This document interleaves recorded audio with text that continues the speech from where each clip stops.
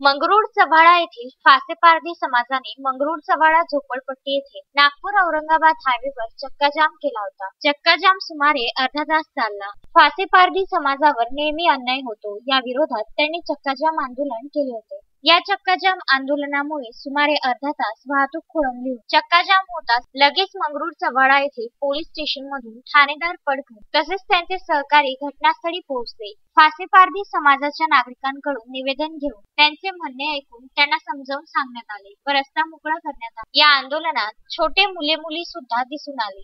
आमच्या फासेपारधी समाजाला बीड जिल्हा आणि सोलापूर जिल्ह्यातील पोलिसांकडून मारहाण केली। पोलीस ठाण्यामध्ये टाकून जाणं, पोलिसांनी मारहाण केली तर केली, पण तिथं जाग्यावर त्यांनी मारून टाकलं। यांचा न्याय आम्हाला मिळाला पाहिजे आणि जोपर्यंत फासेपारधी समाजावरून चोरीचा कलंक हटवणार नाही तोपर्यंत आम्ही या रोडावरून आणखीन याच्यावरून मोठे रोको आंदोलन करू। अनिकेत शिरभातेसह प्रशांत झोपाटे, विदर्भ न्यूज, मंगरुळ चव्हाळा।